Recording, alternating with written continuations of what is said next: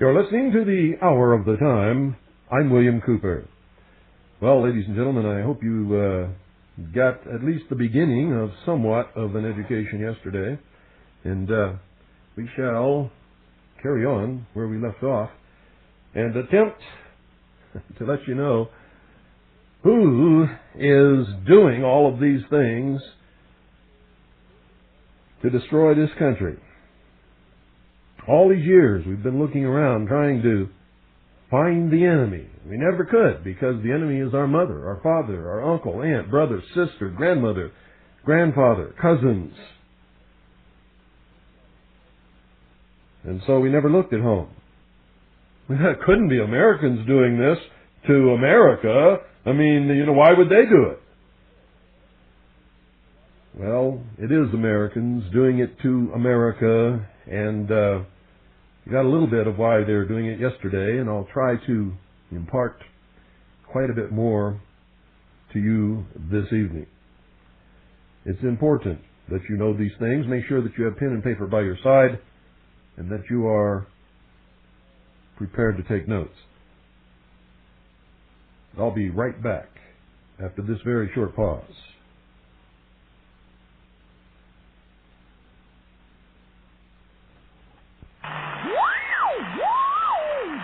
Having a hard time finding your favorite show on shortwave or satellite? The Christian Media newspaper now provides program guides to all the top Christian, patriot, and alternative radio programs. 4 times a year they print an updated shortwave and satellite program guide. Christian Media is $20 per year and includes news and interviews on Christian books, video, music, and broadcasting. Subscribe now and receive a free Christian music compact disc with your paid order. To subscribe to Christian Media or receive more information, call 520-333-4578. Once again, to subscribe to Christian Media or receive more information, call 520-333-4578. That's 520-333-4578. Call now.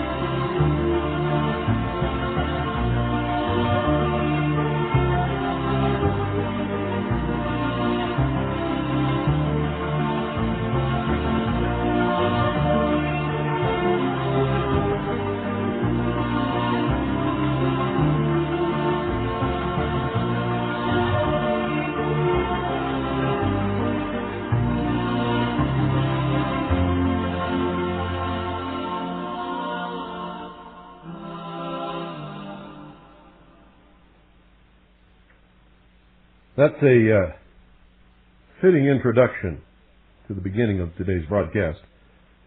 Alice A. Bailey is well known to anyone who has even only a slight knowledge of what's known as the New Age movement.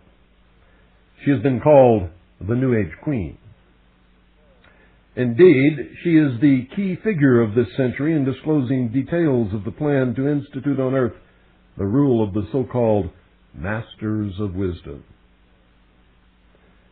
Details of this plan were unveiled to Helena Petrovna Blavatsky, or at least she claims the details were revealed to her. She wrote Isis Unveiled and The Secret Doctrine in the latter part of the last century. Helena Blavatsky, or HPB as she's called for short, for obvious reasons, also founded the Theosophical Society. I remember once calling one of the big names in the ufologist movement and asked him what was really behind all of this stuff, and he told me to study theosophy. Well, at that particular time, I had no idea what he meant, but after years of research, I do now.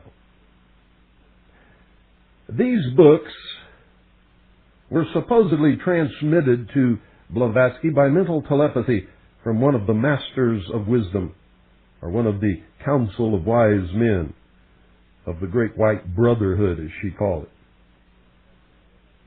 it. A Dwaj Kul, spelled Khul, or DK for short.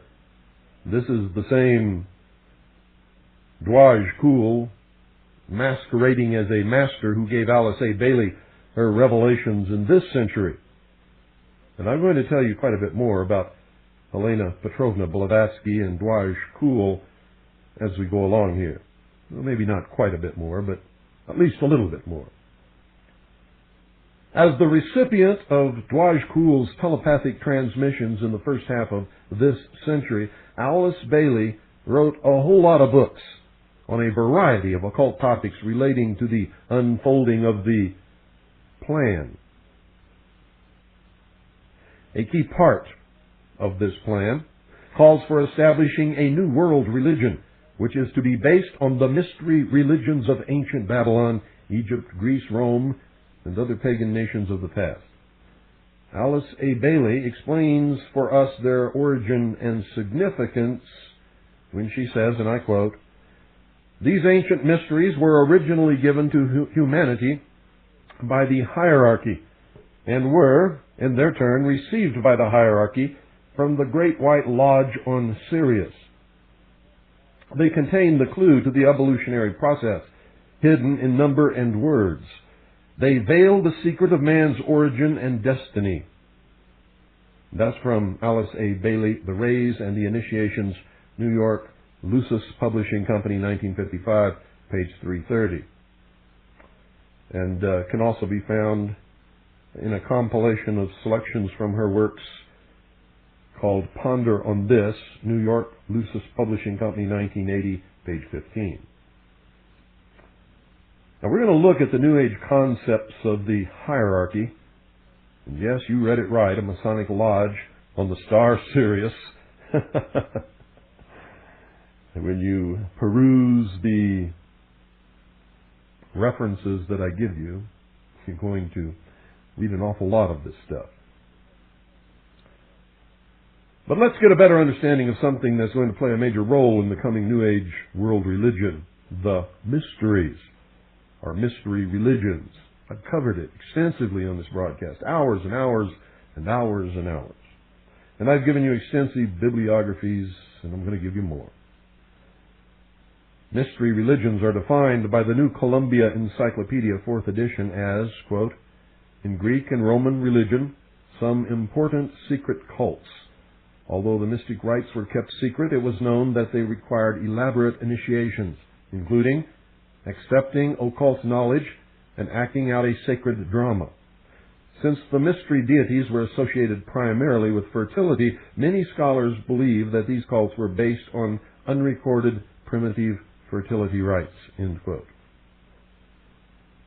Now, of course, Lucifer's true goal regarding what Bailey has hinted at is man's destiny, of course, according to the Bible, is to enslave him in his one world religion and his visible or externalized kingdom on the earth, which will restore to mankind these mysteries, including their sacred drama.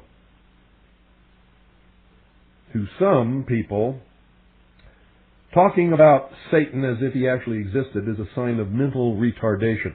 And I have to tell you that these people who believe these things do not believe in Satan.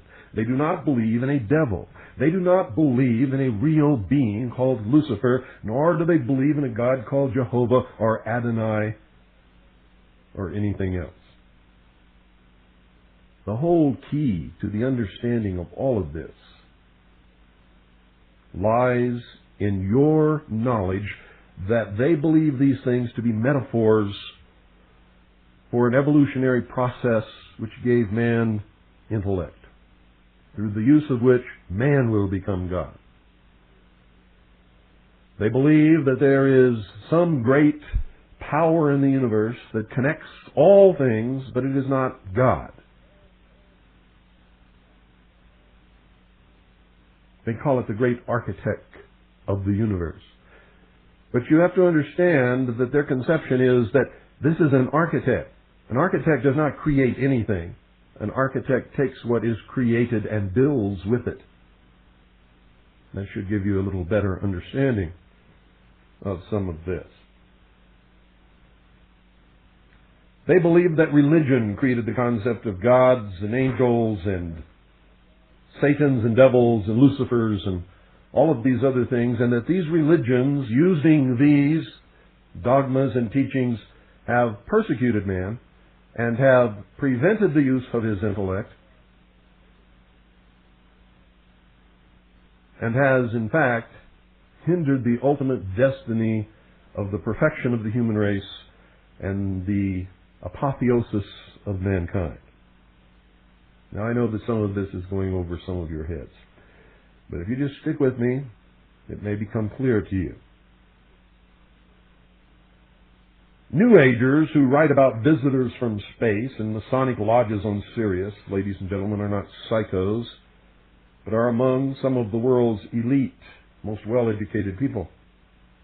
People such as H.G. Wells, Buckminster Fuller, Norman Cousins, Dr. Carlos Romulo, Theodore M. Hesburgh, John Denver, Robert Heilbronner, Alvin Toffler, Mohandas Gandhi, Hugh Thant, Robert Mueller, and of course, we discussed yesterday, Shirley MacLaine. And there are many, many, many more. If you watch Robert Schuller on television on Sunday morning at the Crystal Cathedral, you call yourself a Christian, you might be surprised to know that he is a New Age minister. And he very seldom practices or teaches what is known as Christianity. And of course, if you're not a Christian, you probably watched his performance and wondered what that was all about.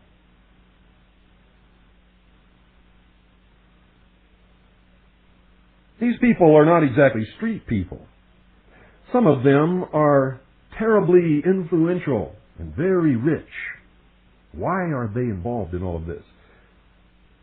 Their strange beliefs put them in agreement with hundreds of millions of others in the New Age and in some of the Eastern religions of the world. They believe that man is about to experience a new step in evolution as a new, higher life form. He will need a new religious system in which to express this next stage on his way to godhood. And to accomplish this, Eastern and Western religions are converging. All these ecumenical councils and getting together of the different denominations and major religions of the world are blending them closer together until eventually there will only be one world religion. And you will either fit into that world religion or you will simply be eliminated.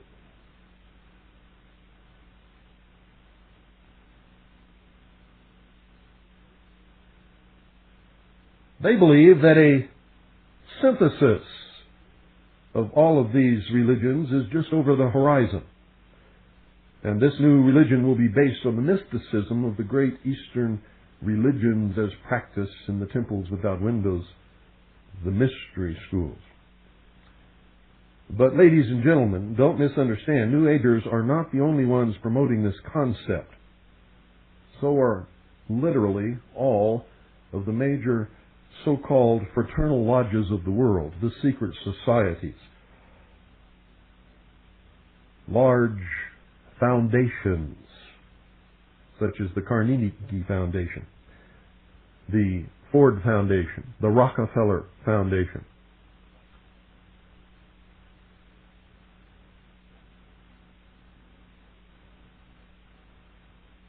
Henry Clausen, the former sovereign Grand Commander of the Supreme Council, 33rd degree, which is the mother council of world Freemasonry, is one who has also proclaimed this idea.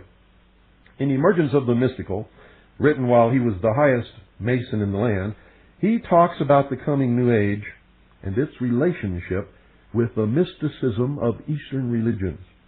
And he states, quote, "Today we are at the threshold of a new era. All signs point to this fact. We look toward a transformation into a new age, using, however, the insight and wisdom of the ancient mystics. This new worldview is emerging because there has been a recent correlation between modern physics and the mysticism of Eastern religions." And that's from Henry C. Clausen, Emergence of the Mystical, the Supreme Council, 33rd degree, Ancient and Accepted Scottish Rite of Freemasonry, Southern Jurisdiction, 1981, page 19. So before we continue, since this is such an important part of his dogma and of this whole phenomenon altogether, let's make sure that you understand exactly what this term mysticism means.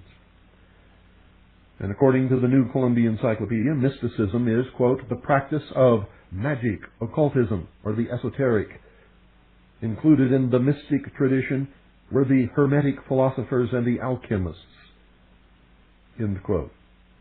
A mystic is, quote, "one who practices mysticism, in effect magic, occultism, witchcraft," end quote. Now don't get hung up on all of these things, because I'm going to tell you that what you believe that these words mean is not necessarily their meaning at all. For instance, magic is the art of illusion. Plain and simple. It's as clear as that. Magic is the art of illusion. Occultism has the same meaning as esoteric. It means hidden or concealed. Something that is hidden or concealed is not necessarily bad or evil or satanic. It is simply hidden or concealed. So make sure you understand the meaning of the words. Most times, things are hidden from other people because there is something wrong there. There is a lie or a deception, or maybe it is bad or evil. Things which are not repugnant to the neighbors of the person or persons hiding these things are not, as a rule, ever hidden. Therefore, because of the proliferation of bad things that are kept from the eye of the public in these occult or esoteric rites, writings, ceremonies, rituals, and lodges, these words have taken on the popular conception that they are in some way evil. But let me tell you this again. Magic simply means the art of illusion. Occultism or the esoteric both mean hidden or concealed. If something is occult, it is hidden from the everyday normal society that goes on around it. The same with esoteric. Esoteric means within or hidden underneath.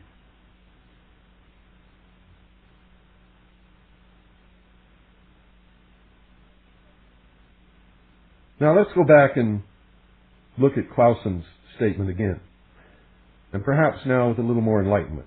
Keep these definitions in mind. You'll encounter them constantly in New Age and Masonic writings. It's not surprising, folks, to find high initiates, the princes and adepts of Freemasonry, promoting New Age ideas. Indeed, New Age authorities refer frequently to Freemasonry and its role down through the centuries in preserving the occult mystery religions of ancient days, and so do the leaders of Freemasonry. In fact, the New Age and the New Age movement, ladies and gentlemen, came from the mysteries directly. It is what you might call an old-time religion. And the revival of it is, of course, being touted as a religion for a new age, but it has an old familiar ring, or should we say smell, to it, as in New World odor.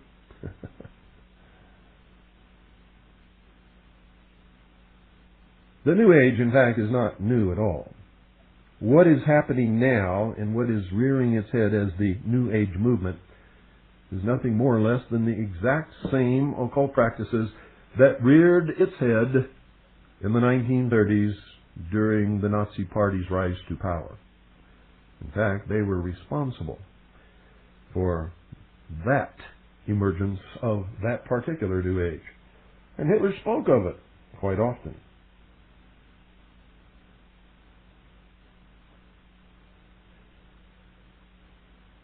It is, in fact, ladies and gentlemen, as old as humanity itself. Some might say as old as the Garden of Eden, where Satan brought about the fall of man. Now remember, they believe that this is a metaphor. It flowered at Babylon, bloomed in Egypt with the sun god Osiris and the moon goddess Isis, and it is alive today in the Hindu religion, other Eastern religions, and Western religions such as Unity, Christian Science, Unitarianism, New Thought, Spiritualism, and Mormonism. It also lives on in the lodges, dogma, and rites of Freemasonry and the other fraternal orders and secret societies. Now, make no mistake about this, I am not making judgments on any of this. I am a true constitutionist. I believe that you have the right to worship at the altar of your choice, the God of your choice, in this country, and for us all to have that freedom and not be persecuted because of our religion or any other one of a myriad of things in our personal lives. I'm willing to fight for that right. What I don't like about all of this, ladies and gentlemen, and the reason that I must reveal it and expose it, are the lies and deceptions that accompany it, that are destroying the very best things that humanity has ever wrought upon this earth, and the ultimate achievement of all of mankind, which was granting to the common man and woman freedom, the right to be a king and queen upon their own property. And until this nation was created, that had never happened before in the history of the entire world. So this is a ministry, to be sure, but it is a ministry of freedom, ladies and gentlemen.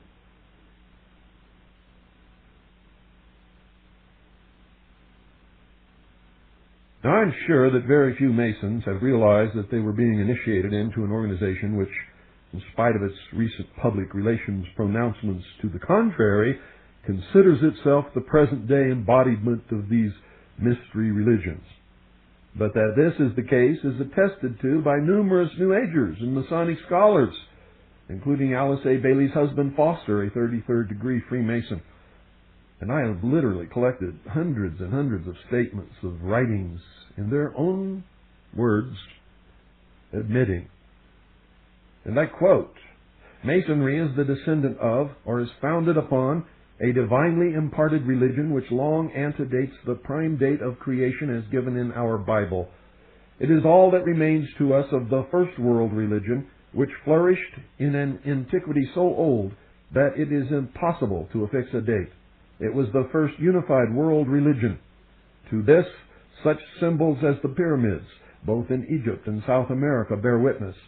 The ancient mysteries were temporary custodians of the ancient truth and closely allied to the Masonic work of today. The relation of the mysteries to Masonry has oft been recognized, and the golden thread of living continuity can be traced through them to modern Masonry. The mysteries are all parts of that ancient thread which has its origin in that primeval religion which terminates today in Freemasonry. That's from Foster Bailey, The Spirit of Masonry, Kent, England, Lucis Press Limited, 1957, pages 30 through 32. Masonry is regarded as the direct descendant, or as a survival of the mysteries, of Isis and Osiris in Egypt. That's from Robert Freck Gould, History of Freemasonry, New York, 1884. Page 1, line 13. Quote, the signs, symbols, and inscriptions date from the Sumerian civilizations, Chaldea, Babylon, Assyria, Greece, Rome, and even in Mexico and Yucatan. Some rites of the Scottish Rite of Freemasonry of our mother jurisdiction have been taught in their esoteric rites. Henry C. Clausen, Messages for a Mission, The Supreme Council, 33rd Degree, Ancient and Accepted Freemasons' Mother Jurisdiction of the World, 1971, pages 5 through 7. Note that Clausen, it's page 5, chapter 5, page 7. Note that Clausen, when he was the highest Mason in the land, stated unequivocally that, quote, we teach the same grand truths, the same sublime philosophies, as those adepts of the ancient mysteries taught in their esoteric rites, end quote. The New Age movement and Freemasonry are the major vehicles Lucifer is using to bring about his externalized kingdom on earth, which will be a revival of the mystery religions of Babylon and other ancient nations. These occult doctrines of mystery of Babylon can be traced back, ladies and gentlemen, to the period after the flood, when Babylon's first king Nimrod and his queen Semiramis established the mystery religion that spread into Persia, Egypt, Greece, and other nations, which set up secret brotherhoods of initiated magicians and priests. They worshipped the sun and the moon as the universal principles of generation, and that is a metaphor. To the profane, they worshipped the sun and the moon. That's not the real meaning of those at all. The sun, in the esoteric realization, was the male or active principle, in effect the doctrine.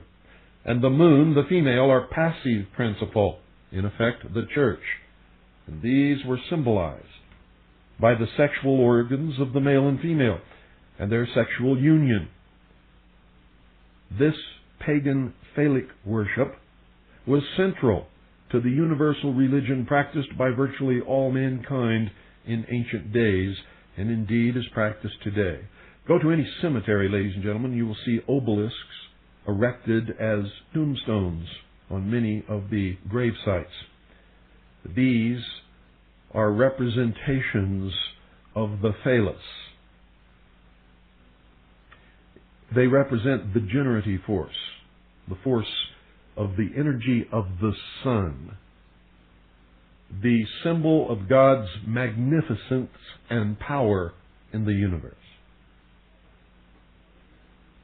As part of the initiation rites for their temple worship, all these nations celebrated a common mystery drama, perhaps with different names and stories, but with a similar plot. We're going to take a look at those in just a moment.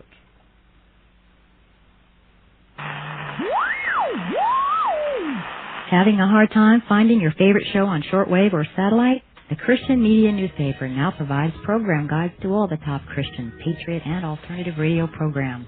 4 times a year, they print an updated shortwave and satellite program guide.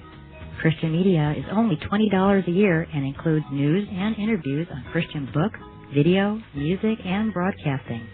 Subscribe now and receive a free Christian music compact disc with your paid order. To subscribe to Christian Media or receive more information, call 520-333-4578. Once again, to subscribe to Christian Media or receive more information, call 520-333-4578. That's 520-333-4578. Call now.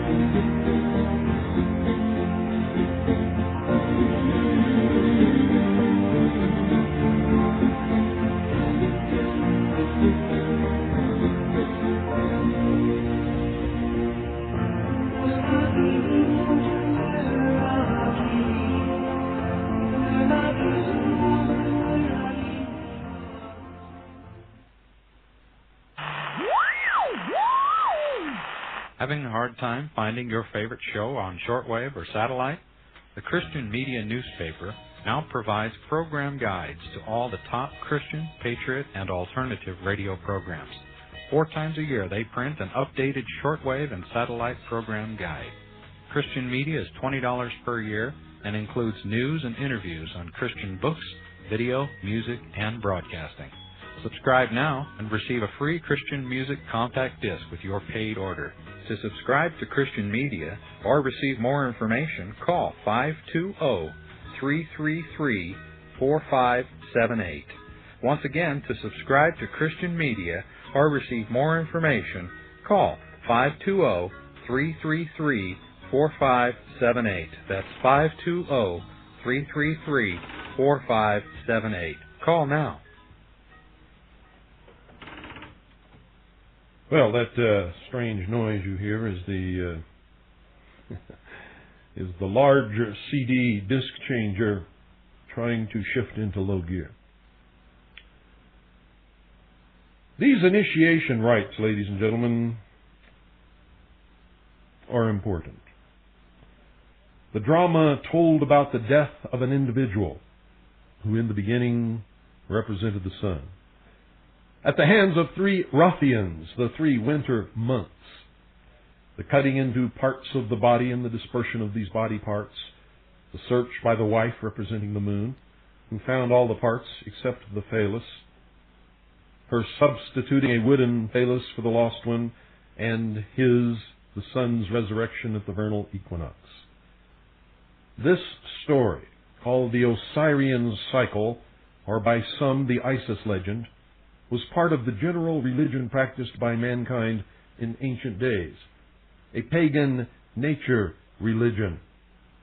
It was literally the worship of the seasonal changes by which man made his living. And the priests who could predict the times to till the soil, to plant the seeds, to make the harvest, and were accurate in their predictions, became the most powerful men in the realm. And so they created a religion around the 4 cycles of the seasons.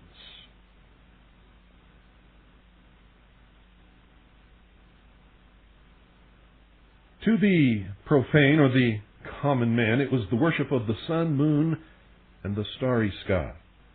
According to the highest Masonic authorities, this is the same story preserved down to this day in the symbols and rites of Freemasonry, but it has taken a turn as far as its exoteric meaning. The plot of the Masonic version is part of the initiation ceremony for the 3rd or Master Mason degree.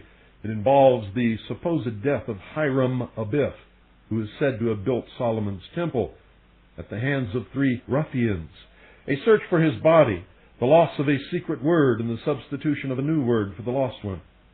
This new word is an amalgamation of the names of 3 sun gods, and thus relates to the active or male principle, in effect the phallus.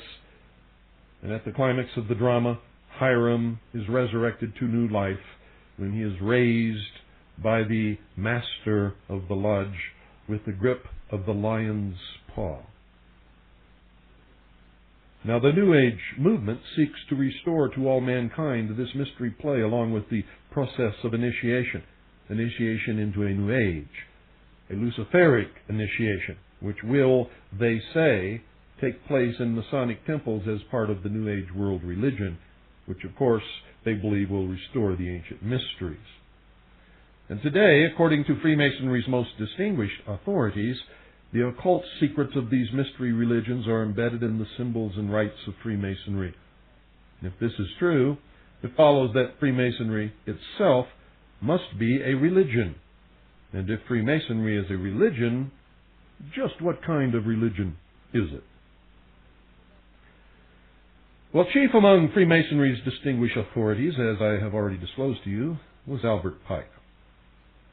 Before looking at what Pike said about this, we should point out that despite what Masonic leaders claim today, that Pike is just one of many Masonic writers of the past and deserves no special attention, the truth is that Pike was and still is Scottish Rite Masonry's highest authority. The word authority is based on the word author, and Pike is the one who authored the Scottish Rite as practiced today. And indeed, they don't even heed what they say.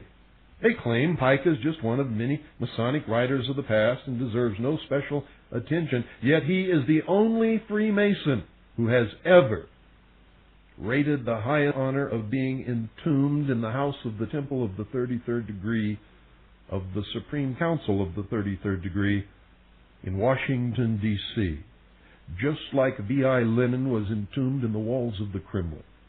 And just like V.I. Lenin wasn't anybody important, just one of a few Russian writers of the past that deserves no special attention, Pike is right up there with Lenin. Oh, they don't like me at all. That's why President Clinton called me the most dangerous radio host in America. I'm not afraid of anyone, not afraid of anything, and I'll tell you the truth whether you want to hear it or not.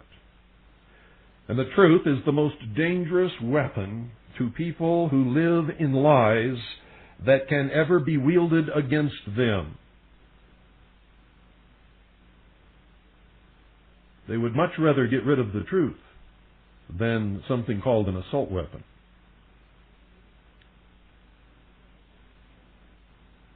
Joseph Fort Newton, one of this century's most noted Masonic authorities, in his book called The Builders, captions a full-page picture of Pike with these words, and I quote, "Sovereign Grand Commander of the Supreme Council, 33rd degree, ancient and accepted Scottish Rite, Southern jurisdiction, United States of America, from 1859 to his death in 1891.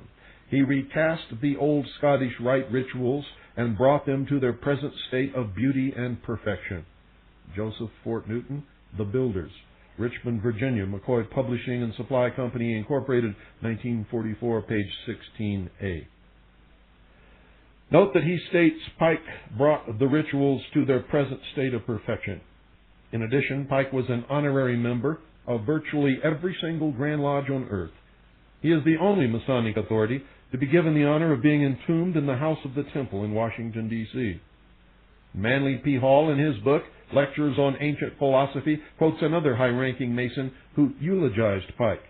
And he said this, and I quote, "To Pike the following remarkable tribute was paid by Sterling Kerr, Jr., 33rd degree, Deputy for the Inspector General for the District of Columbia, upon crowning with laurel the bust of Pike in the House of the Temple. Pike was an oracle greater than that of Delphi. He was truth's minister and priest. His victories were those of peace. Long may his memory live in the hearts of the brethren." End quote. His victories were those of peace. Albert Pike was a Confederate general, ladies and gentlemen. Hall then adds some high praise of his own, stating that Pike was single-handedly responsible for making Freemasonry the most powerful organization in America. Now, listen to what I just said, ladies and gentlemen. Regardless of who or what you always thought wielded the most power, listen to what he said. Pike was single-handedly responsible for making Freemasonry the most powerful organization in America. Quote, affectionately termed Albertus Magnus by his admirers, Pike wrote of Hermeticism and alchemy and hinted at the mysteries of the temple. Through his zeal and unflagging energy, American Freemasonry was raised from comparative obscurity to become the most powerful organization in the land, end quote. Hall, page 414. So much for the claim that Albert Pike's works are not really authoritative. I'll state it again. Pike is the authority on the Scottish Rite. He's the one who wrote it. He created it in its modern form. He also wrote the book containing the philosophy which underlies the Scottish Rite, which I advised you to pick up and read yesterday, called Morals and Dogma. So what did Albert Pike say about Masonry as a religion? Well, this is an important question. Since we are saying that Freemasonry is to be at the core of the New Age world religion, it's obvious that Freemasonry itself must be clearly seen to be a religion. But the claim is being made repeatedly today by the 33rd degree council that Freemasonry is not a religion. But ladies and gentlemen, how could we expect to get the truth about these matters from any Freemasonry? For every Freemason has sworn upon penalty of his own death never to reveal the secrets of the order to anyone who is not entitled to them. They cannot and will not tell us the truth ever. I don't know how many people I have spoken to after having done a broadcast referencing their works in their own words. Some poor soul calling me on the phone or walking up to me somewhere and saying, "Bill, you must be wrong because I know my uncle and he would never lie to me and he told me that what you said is not true." Ah, but Sally, you see, you missed the whole point. I didn't say it. They did. I quoted them in their own words from their own works. "Oh, but my uncle would never lie to me. You must be mistaken." These must have been people who hated Freemasonry who wrote those books. No, Sally, they were the greatest Freemasons who ever lived, who are acknowledged by Freemasonry as being the preeminent philosophers of their time.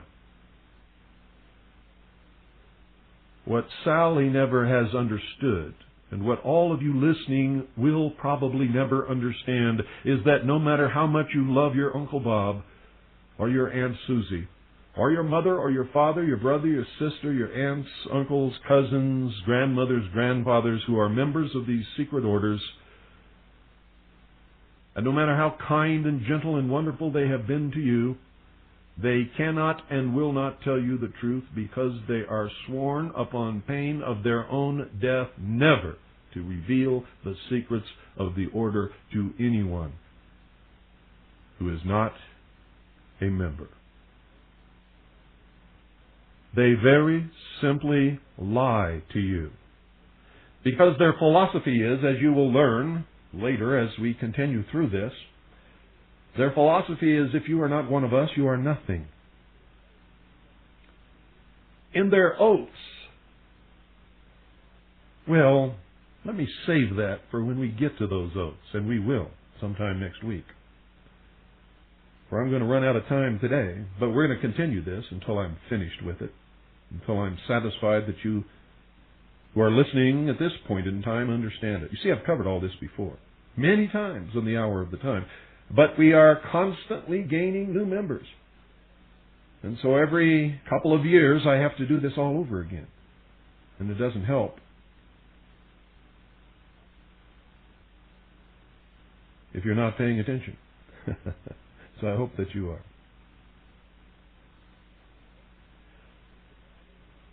Most Freemasons, ladies and gentlemen, will loudly deny their brotherhood as a religion. This is especially true of Freemasons who profess to be Christians. To settle the question, let's look at what Masonry's highest authorities state about this issue. In Morals and Dogma of the Ancient and Accepted Scottish Rite of Freemasonry, Grand Commander and Prince Adept Albert Pike clearly identifies Freemasonry as an occult religion, the universal religion of all mankind since the beginning of time. He says, quote, "Every Masonic lodge is a temple of religion, and its teachings are instructions in religion," end quote. Now, before looking at what else Pike had to say about Freemasonry as a religion, let's establish the authority of another of these men, Albert G. Mackey. Some Masons respond with something like, "Well, that's just their opinion anyway. I never heard of these guys before." If they didn't, I got to say that they haven't been in the lodge very much since their initiation.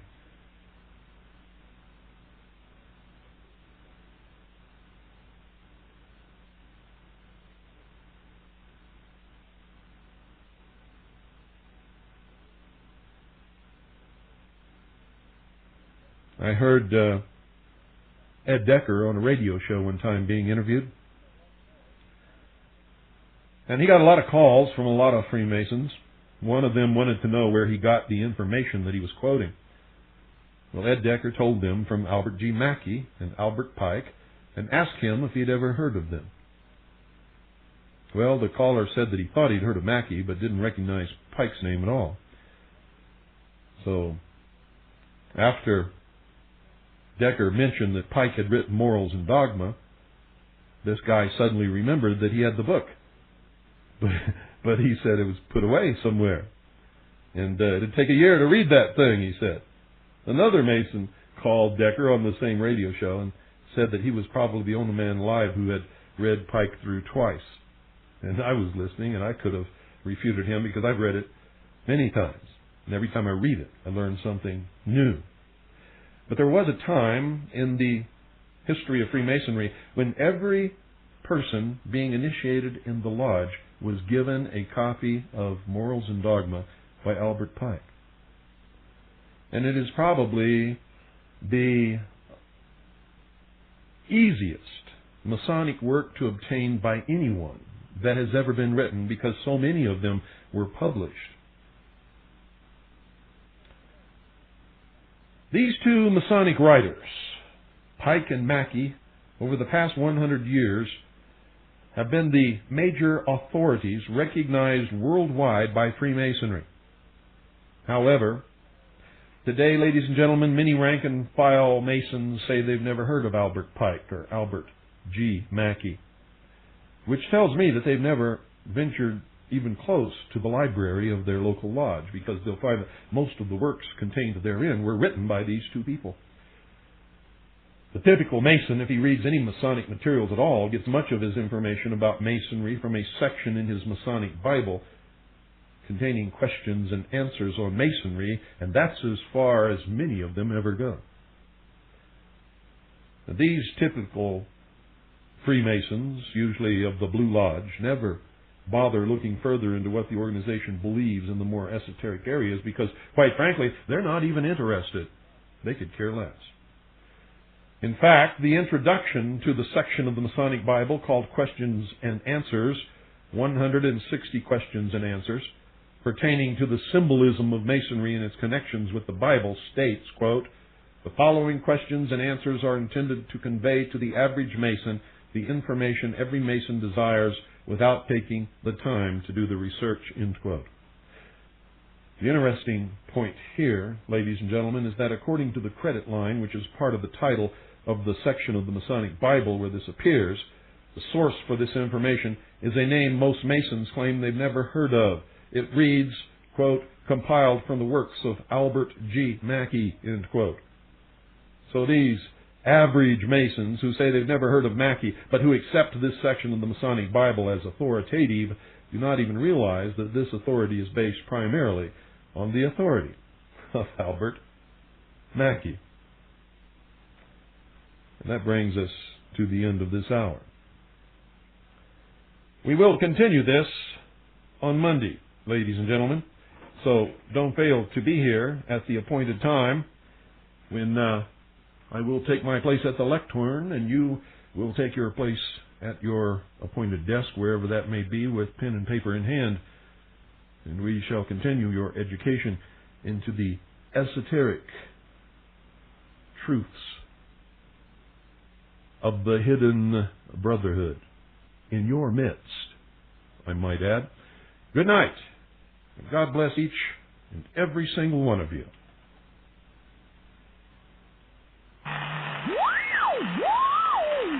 Having a hard time finding your favorite show on shortwave or satellite? The Christian Media newspaper now provides program guides to all the top Christian, patriot, and alternative radio programs. 4 times a year, they print an updated shortwave and satellite program guide. Christian Media is only $20 a year and includes news and interviews on Christian books, video, music, and broadcasting. Subscribe now and receive a free Christian music compact disc with your paid order. To subscribe to Christian Media or receive more information, call 520-333-4578. Once again, to subscribe to Christian Media or receive more information, call 520-333-4578. That's 520-333-4578. Call now.